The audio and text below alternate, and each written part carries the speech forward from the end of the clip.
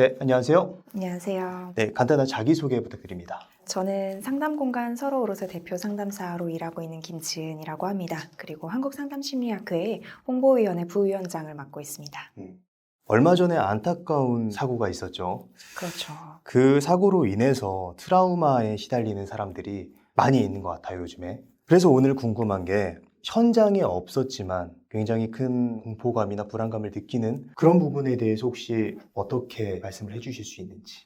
참사가 일어난 현장이 좀 개방된 공간이었잖아요. 그리고 좀 평상시에 유동인구가 많은 곳이었다 보니까 예. 이제 희생되신 분들뿐만이 아니라 목격하신 분들 아니면 생존하신 분들 그리고 그분들의 이렇게 지인이나 가족들 정말 많은 사람들이 직접적으로 영향을 받았고 그 외에도 정제되지 않은 SNS를 통한 영상이나 사진에 무분별하게 노출되었던 사람들도 간접해상에 많이 시달리는 걸 볼 수가 있는데요. 정말 재난이나 참사가 발생을 하면 희생된 당사자만 영향을 받는 것이 아니라 동심원을 그리면서 전체 사회적인 영향을 주게 되거든요. 이번 참사도 유사한 양상을 보인다고 할 수 있겠습니다. 그렇다면 내가 그 자리에 없었고 동영상으로만 접했어도 PTSD를 뛸 수 있다. 사실 PTSD라는 말은 그 장애 진단명에 들어가는 그 책자에 실려있는 이름이기 때문에 몇 가지 요건을 충족을 시켜야 돼요. 그래서 일단 직접 당사자이거나 직업적으로 계속 외상에 노출이 된 사람들이 그로 인한 증상을 4주 이상 계속 경험을 하고 있을 때 PTSD로 진단이 되는데 네. 지금은 사실 참사가 있은 지 일주일도 되지 않은 시점이기 때문에 PTSD로 진단을 지금 당장 받기는 좀 어렵고요. 그런 경우에 급성 스트레스 장애로 진단을 받을 수가 있습니다. 이틀 후부터 바로 진단을 받을 수가 있기 때문에 그런데 이제 이번에 좀 더 문제가 된 것은 또 주말 밤이었고 통제되지 않은 사진이나 영상 자극이 굉장히 많이 올라왔잖아요. 무분별하게. 이걸 접한 분들도 마치 내가 트라우마를 직접 경험한 것과 같은 트라우마 반응을 많이 보이셨다는 얘기죠. 이런 것들을 우리가 간접외상이라고 이야기하는데요. 간접외상에 대한 연구는 이루어진 지가 사실 얼마 되지 않았습니다. 왜냐하면 매체의 발달과 함께 이루어졌기 때문에. 그래서 가장 유명한 연구 중에 하나는 9.11 테러 관련한 연구였는데요. 영국에 있는 학자가 영국의 어린이들이 9.11 테러 영상을 보고 나서 얼마나 트라우마 증상을 보이는지에 대해서 연구를 했는데 6개월이 지났는데도 PTSD와 유사한 증상들이 나타났다는 거예요. 그리고 특히 테러 당시에 영상을 반복해서 보았던 어린이들이 훨씬 더 심한 증상을 보였다는 거죠. 그래서 이를 통해서 간접외상의 영향력도 우리가 무시할 수 없다. 이 매체의 영향력을 무시할 수 없다라는 것들이 이제 화두가 되기 시작했어요. 지금 우리나라에도 많이 경험하고 계신다고 생각을 합니다. 그러니까 PTSD는 아니지만 간접 외상이라고는 말할 그렇죠. 수 있다. 그럼요. 그렇다면 지금 내가 PTSD인지 아닌지 알 수 있는 자가진단 기준이 있다면 어떤 게 있는지 알 수 있을까요? 정확한 진단 기준은 상담센터나 병원에 가셔서 검사를 해보시는 게 가장 정확하긴 한데요. 어쨌든 간략하게 대략적인 기준을 말씀을 드리면 일단 사건에 대해서 원치 않는데도 끊임없이 떠오르는 재경험 증상이 있는지 그리고 계속 각성 상태가 되는 과각성 증상, 굉장히 예민해지고 짜증이 늘고 신경질을 부리게 되고 작은 일에도 놀라는 거예요. 화를 벌컥 내게 된다든지 이런 정서 조절이 잘 안 될 수도 있고요. 잠도 잘 안 올 것 같은데. 그럼요. 왜냐하면 잠이라는 건 우리가 이완돼야 되는 거잖아요. 그런데 계속 각성 상태에 있으면 이게 잠에 들기가 너무 어려운 거죠. 그리고 악몽을 꿀 수도 있고요. 그 사건 당시가 그대로 되살아나는 플래시백 같은 증상도 있긴 하지만 사실 간접외상의 경우에는 매체에서 보았던 장면이 반복해서 떠오르는 경우들이 굉장히 많습니다. 그리고 뭔가 관련된 자극을 보았을 때 예를 들어 장소의 이름만 듣는다든지 아니면 아주 관련된 작은 것들이라도 봤을 때 감당할 수가 없어서 내가 다 피하게 되는 회피 증상도 나타날 수 있고요. 세상은 정말 위험하고 다른 사람들은 나를 도와주지 않을 것이고 나는 나쁜 사람이야 라는 식으로 세상에 대해서 다른 사람에 대해서 나에 대해서 좀 부정적인 생각을 계속 하게 되는 것들 그런 것들도 증상 중에 하나로 볼 수 있습니다. 만약에 이런 증상이 4주 이상 지속된다면 PTSD나 간접 외상이라고 볼 수 있다라는 말씀이신 거죠? 그럴 가능성이 있기 때문에 상담센터에 가셔서 정확하게 좀 상담을 받아보시고 평가를 받아보시는 걸 추천드립니다. 아까 전에 급성 스트레스 장애라고 말씀해 주셨나요? 네. 네. 그런 증상일 때는 좀 어떤 증상이 나타날까요? 사실은 증상 자체는 PTSD와 동일해요. 이 음. 외상후 스트레스 장애라는 진단명에 들어있는 증상들과 똑같지만 급성 스트레스 장애는 이틀 후부터 진단이 가능하다고 말씀드렸잖아요. 이런 진단 기준을 굳이 쓴 이유가 뭐냐면 우리가 트라우마 반응이 나타난다는 건 심리적 외상, 트라우마라는 비정상적인 상황에 대한 정상적인 적응 반응이 바로 외상후 증상이에요. 그래서 이 지금 급성 스트레스 장애가 있었더라도 한 달이 지났을 때 이 사람이 회복이 된다면 이 사람은 이제 더 이상 진단을 받지 않아도 되는 상태가 된다는 거죠.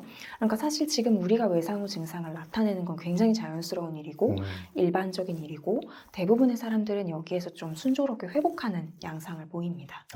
정상적으로 내가 회복하기 위한 하나의 과정이다. 그럼요. 내가 왜 이럴까라고 생각하면서 괜찮아야 돼, 괜찮아야 돼 이런 식으로 반응을 하면 오히려 이것이 길게 갈 수가 있어요. 자연스러운 우리 뇌의 처리 과정을 방해하는 거죠. 그렇다면 조금 더 구체적으로 내가 이러한 어떠한 증상들을 계속 겪고 있다라고 한다면 우리가 스스로 할 수 있는 방법은 어떤 방법이 있을까요? 대처할 수 있는? 특히 그 매체로 인한 간접 외상, SNS나 아니면 뉴스 보도를 통해서 좀 내가 이것들을 보는 것들을 소화하는 게 지금 힘들다, 끊임없이 떠오른다라고 하면 일단은 좀 보지 않기를 추천드리긴 합니다. 특히 시각적인 매체로 된 것들은 웬만하면 보지 마시고 영상이나 사진 같은 건 피하시고 보시게 된다면 그 사건 경위 같은 것들을 좀 객관적으로 알려줄 수 있는 심층 보도 라든지 아니면 좀 분석 기사 같은 것들은 보셔도 되지만 그것도 너무 힘들 때는 웬만하면 보지 않기를 추천드리고요. 저는 저에게 상담 오시는 분들에게는 SNS 잠깐 어플 지우시는 것도 추천을 드려요. 왜냐하면 특히 좀 인스타그램 같은 경우는 사진이 뜨고 글을 아주 길게 쓰기가 어렵잖아요. 트위터 같은 것들도 단문으로 이제 우리가 정보를 접하게 되는데 우리가 짤막짤막한 정보를 접하게 되면 인간은 모두가 이거를 좀 스토리를 이해하고 싶은 욕구가 있거든요. 그런데 그게 되지 않고 단편들을 보게 되니까 그러면 더 찾아보고 이렇게 된단 말이에요. 근데 그렇게 되면 점점 더 좀 자극적인 영상이나 사진에 많이 노출이 되면서 더 간접 외상을 부추길 수가 있죠. 이야기의 연결고리, 그 완결을 시키기 위해서 계속 찾아보게 되고 이런 것들이 어떻게 보면 더 이제 나의 생각이나 상상을 극대화해서 맞습니다. 전달될 수도 있겠네요. 네. 음. 그리고 다른 방법으로는 일단은 내가 어떤 상태인지를 잘 점검하고 있는 것이 중요해요. 그래서 신체적으로 내가 어떤 상태인지, 그다음에 내가 좀 많이 영향을 받은 상태인 것 같다라고 했을 때는 평상시에 나를 위해서 했었던 자기 돌봄 방법들, 뭔가 내가 보았을 때 마음이 편안해지는 글이나 사진이나 영상이나 예를 들면 평상시에 그 강아지 노는 영상 같은 걸 찾아보는 분들 많으시잖아요. 그 좀 평화롭고 내가 마음이 편안해질 수 있는 것들, 내가 떠올리기만 해도 좀 미소를 지을 수 있는 나를 안전하게 하는 것들에 대해서 그런 자극을 주변에 가까이 두시고 하다못해 내가 오감을 통해서 좀 편안함을 느낄 수 있는 것들을 계속 옆에 두는 것도 필요해요. 예를 들어 내가 평상시 좋아하는 촉감의 옷을 입는다든지 그런 쿠션을 옆에 끼고 있는다든지 내 마음을 편안하게 하는 향을 옆에다 둘 수도 있고요. 이런 식으로 나를 좀 챙기는 것, 그리고 주변 사람들과 사건에 대한 얘기를 끊임없이 하는 것 말고요. 안부를 묻고 내가 당신과 연결되어 있다, 우리가 함께 있다라는 메시지를 줄 수 있는 어떤 것이든 그런 대화들도 좋고 함께 그냥 있기만 해도 그것이 도움이 될 수가 있습니다. 그러니까 혼자 극복하려고 애쓰지 말고 다른 사람들하고 연결되어 있다는 것을 계속 상기시키면서 스스로 계속 오감을 자극해서 만족감을 줄 수 있는 방법을 찾아라. 네, 엄청난 만족이 아니어도 되고요. 내가 편안하고 안전하다는 느낌만 있어도 괜찮아요. 아니면 세상에서 가장 안전한 장소를 상상해보는 기법도 있습니다. 이게 실제의 장소여도 되고 상상의 장소여도 되는데 나만 들어갈 수 있고 아무도 내 허락 없이 들어올 수 없는 아주 안전한 장소를 상상하는 거예요. 아주 편안하고 안전한 장소. 여행 가보셨던 곳 중에서 뭔가 풍경이 좋았던 곳도 괜찮고 뭐 옛날에 사셨던 집도 괜찮고 정말 상상의 장소, 어딘가 우주에 있는 장소여도 괜찮습니다.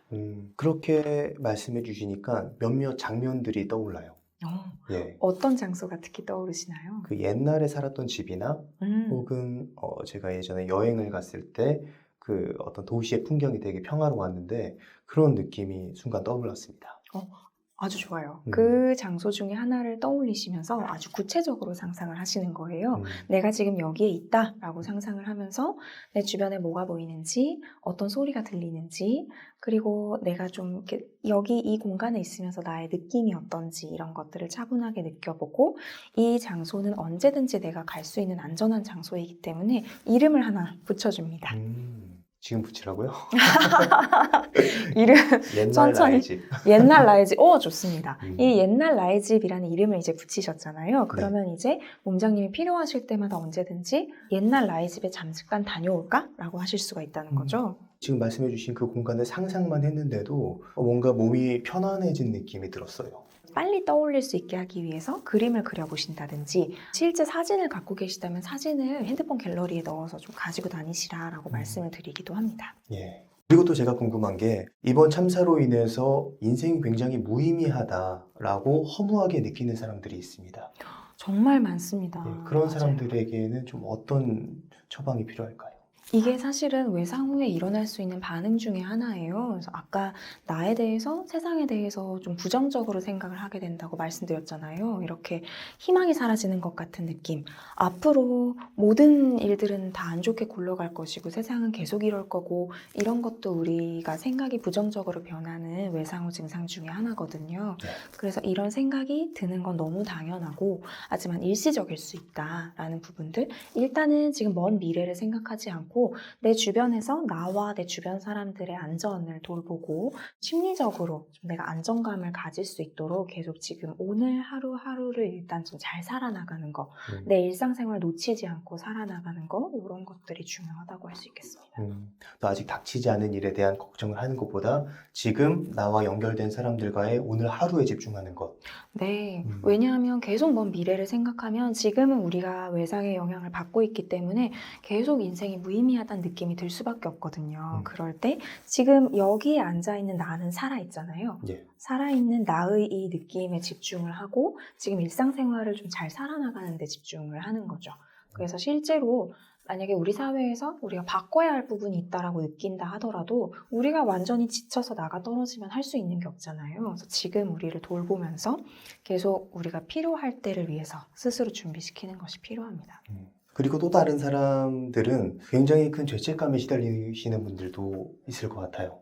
맞아요. 정말 많은데 이게 죄책감이라는 게 정말 놀랍습니다. 모든 사람들이 느껴요. 정말 상관없는 뉴스만 본 사람들도 많이 느끼게 되는데, 예를 들어 그 상황에 계셨던 분들은 내가 이렇게 했어야 되는데, 내가 구조를 더 했어야 되는데 라든지 내가 뭐 다 행동을 다르게 했어야 되는데, 이런 이야기들 많이 하시게 되고, 가족이나 지인들은 내가 그때 가지 말라고 했어야 되는데 라든지 평상시에 내가 이렇게 해줬어야 되는데, 이런 생각들. 뉴스를 보는 그 자리에 직접 있지 않았던 국민들 같은 경우는 내가 살아있는 것 자체가 미안하다 이렇게 느끼시는 분들도 많고요. 이것도 사실 외상 이후에 나타날 수 있는 자연스러운 증상 중에 하나인데요. 왜냐면 너무나 안타깝고 벌어지지 않았으면 하는 일이 벌어졌기 때문에 이랬으면 좋았을 텐데 라는 생각을 할 때 사실 통제할 수 있는 게 나밖에 없거든요. 그러니까 내가 이렇게 했어야 되는데, 내가 다르게 했으면 혹시 이 일을 막을 수 있지 않았을까라는 생각을 우리 뇌가 자동으로 계속 하는 거예요. 근데 사실은 우리가 다르게 할 수 있는 여지가 얼마나 있었을까를 현실적으로 판단했을 때 사실 많이 없거든요. 그래서 이런 죄책감이 나타나는 건 너무 자연스러운 일이고, 그러니까 그만큼 우리가 이 일이 발생하지 않았기를 바라는 마음, 그리고 희생된 사람들을 우리가 그만큼 사랑하고 우리가 애정을 갖고 있다라는 거, 그거를 잊지 않고 대신 죄책감에 너무 짓눌리면서 뭔가 나의 생활을 포기한다든가 하지는 않으셨으면 좋겠어요. 왜냐하면 말씀드렸다시피 외상의 영향을 받고 있기 때문에 실제와 다르게 나타나는 죄책감들이 많고요. 내가 그만큼 이 사람들을 사랑했기 때문에 나타나는 것이어서 일단 그거를 먼저 기억을 해주시면 좋을 것 같습니다. 그럼에도 불구하고 죄책감이 계속 나를 괴롭힌다면 네. 어떤 방법을 취하는 게 좋을까요? 사실은 주변 사람들과 이런 이야기를 좀 나눠보실 수 있으면 제일 좋은데, 이게 끊임없이 내가 죄책감이 들고 이게 그냥 감당이 안 된다고 한다면 사실 전문적인 심리상담 받으시는 걸 추천을 드려요. 이게 혼자서 다 해결이 될 것 같으면 심리상담이 왜 있겠어요? 그렇죠. 외상 후 죄책감이란 용어가 아예 있어요. 그래서 이런 증상이 있다는 것 자체가 우리가 좀 심리적으로 개입이 필요한 상황일 수 있기 때문에 이것이 반복돼서 나타나고 전혀 줄어들지 않는다라고 한다면 상담을 가보시는 것을 추천드립니다. 또 한편으로는 이번 참사 때문에 사람 많은 곳에 가는 게 두렵다라고 말씀해 주시는 분들도 있어요. 그럼 그런 분들은 좀 어떤 말씀을 해주실 수 있으실까요? 지금 그런 느낌을 받는 건 너무 자연스러운 일이에요. 왜냐하면 심지어 우리 속담에도 있잖아요. 그 자라의 논란 같은 소뚜껑 보고도 놀란다고.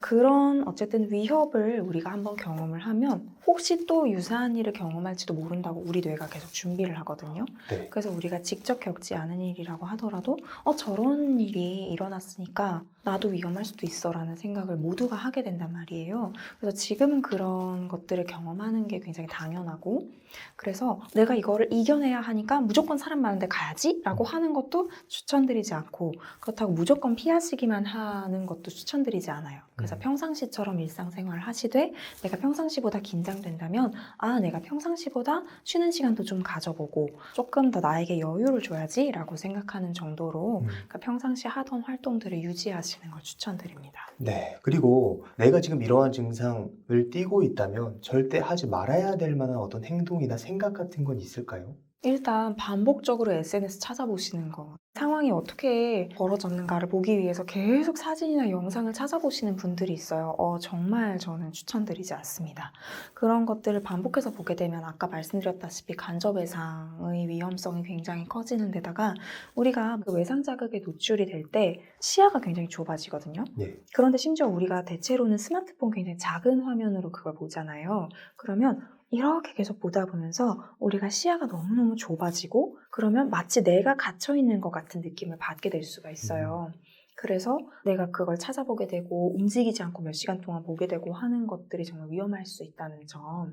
그래서 그런 것들은 조금 주의해 주시는 것이 사용 시간을 한정 짓는다든지 아까 말씀드린 것처럼 일시적으로 내가 언제까지는 SNS 안 할 거야 라고 생각을 하고 지우신다든지 이런 방법들을 활용하시는 걸 추천드립니다. 네. 특히 아동 청소년 같은 경우에 이런 일이 있을 때 학교를 못 가게 한다든지 보호자분들이 아니면 그 평상시에 하던 활동을 다 그만두고 예를 들어 휴직을 갑자기 오랫동안 하신다든지 이런 경우들이 있는데 필요한 경우도 있지만 예를 들어 지금 심리적인 충격이 너무 커서 내가 그걸 소화할 수가 없어서 일상생활이 불가하다라고 하는 경우도 물론 있겠지만 대체로는 우리가 비일상적인 상황이 길어진다고 생각하면 외상 반응도 더 힘들어질 수 있거든요. 예. 그렇기 때문에 웬만하면 평상시보다 여유 있게 일상생활을 계속 유지하시는 것들을 추천을 드려요.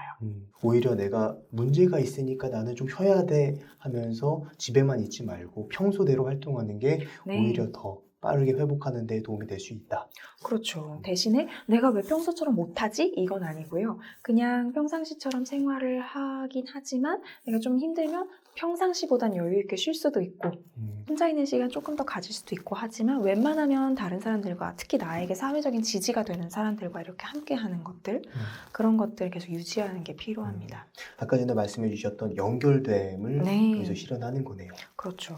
그리고 또 궁금한 게 주변에 이런 사람들도 있는 것 같아요. 나는 이제 그런 증상을 지금 띠고 있는 사람들에게 도움을 주기 위해서 하는 말이지만 사실 오히려 도움을 주는 게 아니라 피해를 주는 해서는 안 되는 말 혹시 우리가 하고 있는 어떤 그런 말들이 있을까요?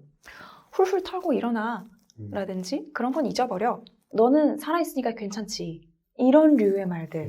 그러니까 위로를 해주려고 우리가 하지만 굉장히 무신경하게 와서 꽂힐 수 있는 말들이거든요. 네. 아까도 말씀드렸다시피 살아남은 사람들도 죄책감을 가지게 돼요. 그런데 거기다 대고 너 살아있으니까 너는 훨씬 낫지. 이렇게 말을 한다든지 아니면 힘든 것 자체를 완전히 부정해버리고 그냥 잊어버리면 돼. 이렇게 한다든지. 외상은 잊어버릴 수 있는 종류가 아니에요. 내가 이만큼 힘들었구나를 인정하고 천천히 그 영향을 우리가 소화를 시켜야 되는 건데 특히 이런 심리학적인 것들을 많이 접해보지 않은 분들이 빨리빨리 잊어버리고 빨리빨리 일상 살고 그 바쁘면 다 잊어버려 이렇게 하는 것도 굉장히 상처가 될 수 있죠. 그리고 아니면 피해자를 비난하는 말하기 거기 갔으니까 그런 일을 당하지. 이런 말들 정말 많이 하시거든요. 근데 이런 말이 나오는 배경 중에 하나 뭐냐면 일단 있을 수 없는 일이 발생을 했다는 걸 받아들이기가 어렵고 우리 모두가 이런 위험에 똑같이 노출되어 있다는 걸 받아들이는 게 무서운 거죠. 그러니까 저 사람이 뭔가를 잘못했으니까 피해를 입은 거지. 난 괜찮을 거야 라는 감각을 갖고 싶기 때문에 아주 무신경하게 피해자 비난을 하는 경우가 많은데 사실은 우리 모두가 동등한 상황에 놓일 수 있어요. 그런 걸 생각을 했을 때 그렇게 피해자 비난을 하는 말하기는 듣는 사람에게도 상처가 되고 그리고 실제 문제를 개선하지 못하게 함으로써 또 다른 외상을 계속 피해자를 양산할 수 있다는 점 때문에 주의해야 합니다. 네. 굉장히 주의해야 될 포인트에 대해서 잘 짚어주셨는데 그렇다면 좀 어떻게 다르게 말하는 게 좋을까요? 모든 트라우마는 상실을 유발하거든요. 그렇기 때문에 이게 실질적으로 내가 생명을 잃는 그런 극단적인 상황에서부터 아니면 어딘가 다친다든지 아니면 내가 평상시에 영위하던 일상을 영위하지 못한다든지 주변 지인을 잃었다든지 아니면 심리적으로 내가 이것이 나의 중요한 가치라고 생각했는데 이제 모르겠다. 이런 무형의 상실까지 아주 다양한 상실을 일으킵니다. 그래서 어쩔 수 없이 상실에 대한 애도가 일어나게 마련이에요. 예.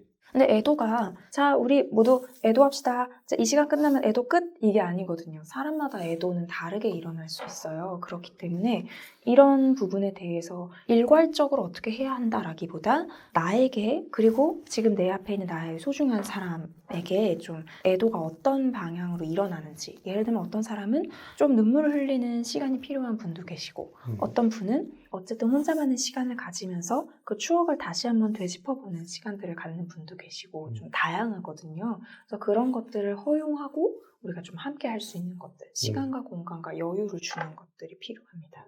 너 빨리 회복하고 일상으로 나가야지가 아니라 그렇죠. 그런 애도의 기간 자체를 인정하고 수용하고 그럴 수 있어 라고 말해주는 게 필요하다라는 말씀이신 거죠? 그럼요. 그래서 사람마다 애도에 걸리는 시간도 다르고 방식도 다를 수 있기 때문에 그런 면에 있어서 일괄적으로 이렇게 해야만 해가 아니라 정말 이렇게 여유를 주는 것들 이런 반응도 있을 수 있어 괜찮아 라고 스스로에게 말해주는 것들이 필요합니다. 약간 그냥 옆에만 있어주는 그것만으로도 굉장히 큰 마음의 지지를 받을 수 있겠다라는 생각이 들었습니다. 너무 중요합니다.